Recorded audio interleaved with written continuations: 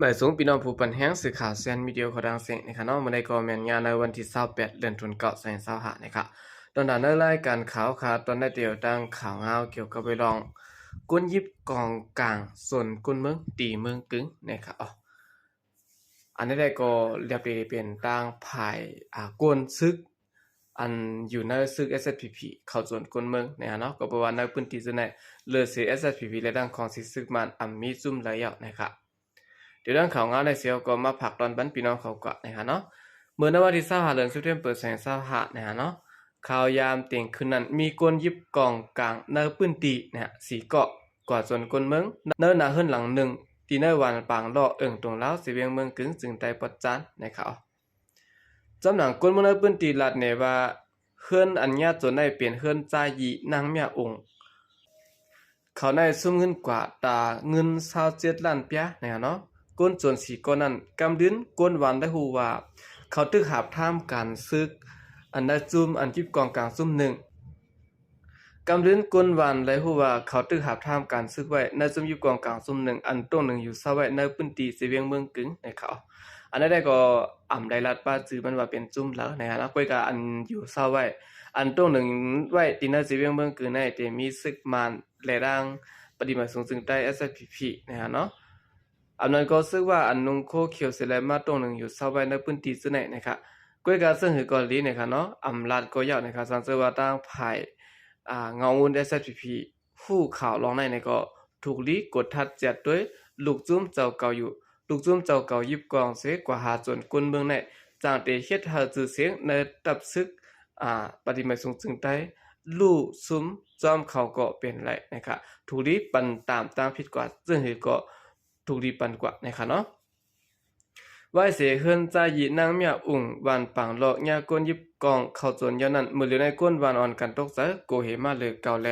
อยู่ในเกจมยิบกองกลางเสียตามีลองห่มลมสังนะครับคันนี้ก็เป็นข่าวเงาลายตีเวียงเมืองกึ่งในค่ะเนาะกนอันยิบกองกลางเสียเย็นเปลี่ยนจนในลีโกเลเสียจนนะครับก็แปลว่าคนยิบกองกลางในเขามีหมากมือจึนยามเจมือมันเจเมียวมันเนี่ยเนาะเขาเด็กเขาโจนเฮามือแล้วก็ไล่นะครับ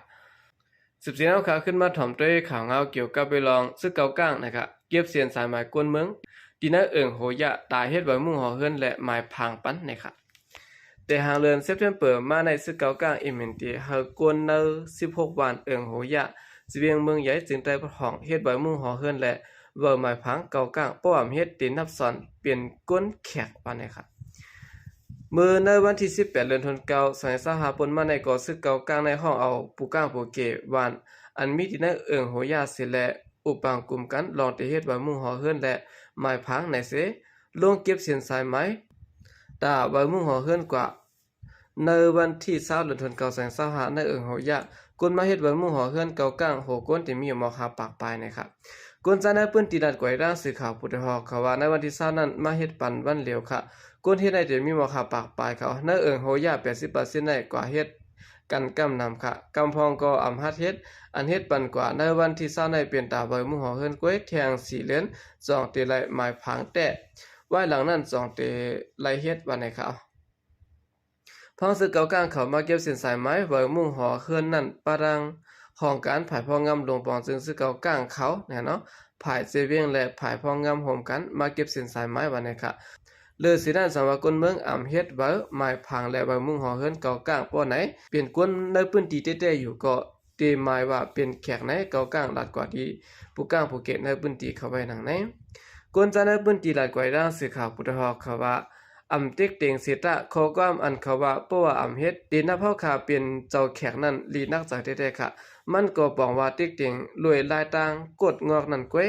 เมืองและเมืองเฮาลีเตอร์สนะค่ะบ่คนเมืองเฮ็ดไว้เพราะว่าเมืองปิ่นเตซุมสุนไดคนมันพื้นที่กูลองตัวเหลียวในว่าเมืองหอเฮิรนเตมีอยู่2อันค่ะภายมันภายเก่ากลางไว้วันนี้ค่ะยามเดี๋ยวซึกเก่ากลางลงเก็บเส้นสายไม้ตาไว้เมืองหอเฮิรนอ่อนตั้งเสร็จแล้วป้อไหลมาไว้มุ่งหอเฮือนติไหลปันเงินตา1เฮือน6เหงเปียตามหมายพังได้ก็ติไหลปันอยู่ 18,000 เหงเปียนะครับวันนั้นซึกเก่ากลางเขาเฮ็ดปันหมายพัง16วันนั้นเป็นวันน้ำตกกองหมองปังหน้า6ลักจ้างวันหลงวันอ้อย ปางหย่องปางโกหนองโมนำลันโหลองกองนามนเจิมจื้อไหนนะครับโหยาในทั้งหมดที่มี21บ้านนะครับมีภายห้องเวียงเมืองใหญ่ยันเวียงอยู่หมอกหาลักนะครับเวียงเมืองใหญ่ในเตอร์จากแผนการยันซึก1027เสียตะกวนเมืองเจิ้นทุเพปางตึกซื่อนั้นอ่อนกันมาสอนอยู่เศร้าไว้ตั้งน้ำป้าเจียมซึกมันลาเซียวก็มาย่างอยู่เศร้าไว้พ้องไหลถอยถอนปันซึกเก่ากลางเขาพ้องปางตึกแผนการยันซึก1027นั้นซึกได้ SSPP ในพางหางซึกเอาแห้งซึกตรงหนึ่งก่อนมากลางเวียงอยู่เสียตะไว้ปางตึกในมาซึกเก่ากลาง MNT ซึกว่า UWSA และซึกมันจะในเฮ็ดให้กวนเมืองถูกเตียกเตียงหลายปลาหลายภายนะครับเมื่อในกล้วยหนังเก่าในวันที่16เดือนออกัสขหาบการคุ้นและจุมซึกต่างเทียนอย่างล่วงเต่าในวันเตเก็บเส้นสายหมายหัวนับกวนในทุ่งหม่านจามสิเวงนำตูจึงได้ปะหองเสแลหลอกเงิดเต็กใจเฮ็ดหมายพัง1เฮือนและ1ก่อหนังเก่านะครับเอาคันในก็เป็นข่าวเงาในคณะต่างภายซึกเก่ากลางเขานะครับเต็กใจให้กวนเมืองเฮ็ดบ่กับตัวอำนั้นใบมือหอเฮือนเก่ากลางเขานะครับเพราะว่าเฮ็ดนะครับบิ๊กซัมว่าเฮือนเฮาอยู่ในพื้นที่เป็นคนเมืองในพื้นที่อยู่ในเซตะนะเนาะเพราะว่าเฮามีบ่กับตัวเก่ากลางนั้นมาบุ้งหอเฮือนเก่ากลางเขาในเขาได้นับเป็นแขกนะครับสืบสิแนวขาขึ้นมาถ่อมด้วยข่าวเงาเกี่ยวกับเวลาที่เวิ่งลงตนที่นั้นมีผู้หลักกลจนเหลืองน้ำลูกเคนยิงย่ายาตีกว่าขึ้น1นะครับอ่อนยิงลูกเคนจันจอมที่เวิ่งตนที่จึงได้ประจานย่ายาโตเซเสียและห้องกว่ากุ้มขังขึ้น1ยาวสั่งดอดมากขึ้นนะครับลองได้เป็นกว่าในวันที่23เดือนธันวาคม2565แน่เนาะขายามบ่ายวัน2 โมงอ่อนยิงลูกเห็นจันจอมอยู่ปอกนำกัดลาดกวนตีเฮือนว่าตีกว่าเอาปรับตีจันจอมให้เสียได้หายกว่ากวนเฮือนจอมหาหันติดต่อได้ขึ้นนะครับถึงมาบ่ายวันหมอก2 โมงในวันที่24เดือนธันวาคม2565มานั่งจังกับฝนจูกวนดังเฮือนให้มาหับมานั่งตีวันอ่องสเปวันอันมีตับต่อส่งตั้งกินซึกมานะครับเจเวียงสวยหยองเผื่อกวนดังเฮินก่อฮบตัวมันนังจังได้หัวมันนังยาตัวเสจอมตังเสร็จแล้วถูกห้องตัวก่อกุมขังไว้ตีโกตองตีเก็บโคของเนอเถินที่1ตั้งตองเลลงขอกลงในเมืองใต้ในเขาลูกเห็นจันจอมันยาเสร็จแล้วห้องก่อนในชื่อห้องว่ามาสวยสินชื่อป้อมนะครับอายุ25 ปีขึ้นเห็นปลายแรงเมืองปฐวีปี3ไว้ตีจันจอมเว้งตนตีนะครับมุ่งหอเฮือนมาสวยสินลัดไว้ด้านสื่อข่าวผู้ใดเขาว่าเพราะมันกว่าที่จันจอมสิได้อ่านปอขึ้นเฮือนนั้นยาโตเซจอมตาสิได้ห้องมันกว่านะครับเผยก็ห้องกว่าเฮ็ดคือแลป้ากว่าจอมอันวันได้ก็มันตามฮู้ขึ้นเสียอิดต้องเสียอิดเยอะนะครับอันมันต้องเสียลัดขึ้นได้ก็เขาซ้ำปันยาสังกอมฮู้มันกอมฮู้โตต้องเสียอิดเยอะไหนหลายเฮ็ดสั่งหลายๆตัวคิงในปอก้นขึ้นกว่าหมดไหนนักนาสิแลเหมือนมึงไว้อยู่วันไหนครับพอมาสวยยินฮู้ตัวมากขึ้นก่อนเน็ตปลายออกตีโฮงเก็บของนั่นมาถึงตีวันออกสเปยาสั่งฮู้ตัวขึ้นดีๆสิแลเน็ตกับพลจูปอแม่ตั้งเฮือนวันไหนครับกวนมุงหอเคลื่อนมาสวยสินดัดไกวด้านสื่อข่าวเพื่อเขาแสดงว่ากิดการกรรมดีหลอดออกมาขึ้นได้ค่ะมันว่าตีโกตองนั้นเผื่อมันตื่นสิได้ฮู้ตัวขึ้นนั้นมันได้ยินเสียงให้นางยิงอ่อนหิมคังมันไหนได้ยินป้าเสียงเหมือนป้อๆแหมป้านะครับว่ามันก็เน็ตลักปลายออกมาตีนั้นเมื่อเฮาข่าวกว่าฮับนั้นแคบตินก็ไหลมากขึ้นค่ะทวงว่าไม้พังว่าก็ไหลหันมากขึ้นกว่าตกแปดตีได้ก็มันฮู้โตถามสังก็ได้มันโกโตมันป้อสั่นนะคะแล้วมันกว่ากดทัดป้าอยู่ลีศิลายศยาตัวไว้เขาจำหนังมันลาดนั้นได้ก็ไล่ลาดไว้ที่ห้องปาลิกนั้นหมดหนังเก่าวันนะคะยามเหลียวที่เวียงตนตีในมีก้นหูผายเป็นหูเป็นจุ้มใกล้ๆจวนรถเครื่องพลมือถือตีโฮงเฮียนจันจ้อมกำน้ำเปลี่ยนลูกเฮียนยิงในข้าร่างเรือนเดียวก้อยลูกเฮียนยาจนหิมรถเครื่องและพลมือถือย่อมหาปอกนะคะกว่าเติงลาดไว้ที่ห้องบริกบริกเอาเรื่องปันลูกเฮียนจันจ้อมที่ตนตีลัดในหนัง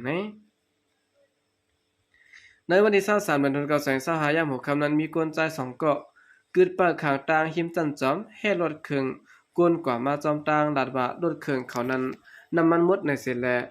ย้อนดังจอยแถมบ่เปิ้นกึดปั่นก็จากรถเปิ้นสิได้ไปนะครับจนเอาลิฟต์เอาแหลงซึ่งนั้นนะครับลูกเฮียนจันจอมตนที่ก้อน1เนี่ยเนาะหลัดไว้ด้านสื่อข่าวเขาว่าจูวงวางในนะครับก้นจนในนำมาหนาค่ะน่าเหลือในกล้วยมีหาปอกยาวเขาเปลี่ยนหมู่เปลี่ยนจุ้มใกล้แหละลำจนเอาฝนรถเครื่องดุอ่อนอันดุกตั้งวันมาเฮียนดิกบ่ได้ออกตั้งนอกในกว่าก็เหลียวในดีเสเปิ้นยาวนะครับ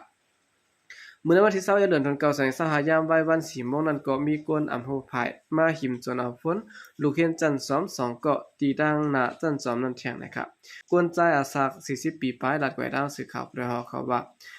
ตั้งจันซ้อมนั้นใกล้เป็นปัญหาหิมจนกันนะคะกำใน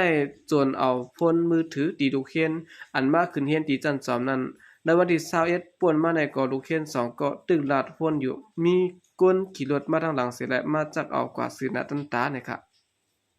ไว้เสียซึ่งมันยึดอาณาวันเมืองมาในตีเวียงตวนตีนะครับมีคนแปลกหน้าเขาลักศอกเต๋าในปอกนายอมรถเคิงใกล้ๆหายเสียมกะ